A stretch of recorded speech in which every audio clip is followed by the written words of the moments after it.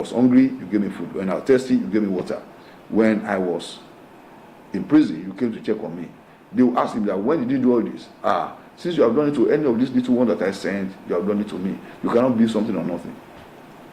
If you live only for yourself and yourself alone, I can tell you, a time is going to come when God is going to say, die yourself. Every life that is compassionate, just like a Samaritan, to help people that are dying, to offer something to everybody, however little he could. And please, I'm not emphasizing money. I'm not saying that you should go and withdraw your money back and give it to people. That's what I'm saying. But your life must have a heart that wants to touch others for good. Because the day is coming that what you save in the heart of people will return back as favor to you. So favor is not cheap. Favor is not free. Now, let me ultimately talk about eternity. If you go to the book of Matthew chapter 16 verse 26. Matthew chapter 16 verse 26. Your guy was asking that, what can a man give in a sin for his soul? What does it profit a man to gain the world and lose his own soul?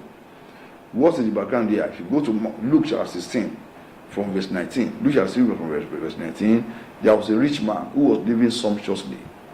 The rich man was living largely.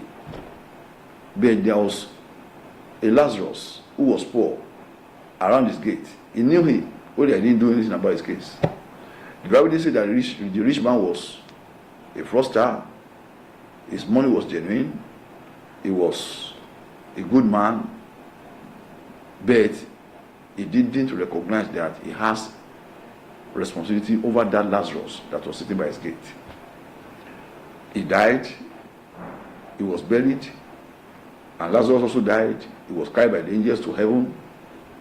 But in hell, the rich man now saw Lazarus, which means knew him, sitting on the bosom of Abraham. Now he was in great anguish of fire. He was looking for even a drop of water was elusive. He was now begging for Abraham, please, if I cannot change my own story, but I still have some other brethren that are guilty of the same life I lived. Let Lazarus return back and help me to tell them, they have Moses and Elijah, let them listen to them also there. So, which voice are you hearing today? The voice of Moses, the voice of Elijah, the voice of the Old Testament, the voice of the prophets and the law. You are hearing the voice of the Spirit of God. If you harden your heart, as in days of provocation, I don't know what is going to be. What do you do? But I want to believe that your heart is open to know that from today, your character is a seed. Your Christian life is a seed. Why you should do it well is that you want a product of blessing, a product of favor. You want a product of honor. You want a product of eternity to follow you. And when you get to that point of that reward, you will not be ashamed. I love the book of 1 John chapter 2, verse 18 or 28 or something like that, that when we see God on the last day, so that we will not be ashamed.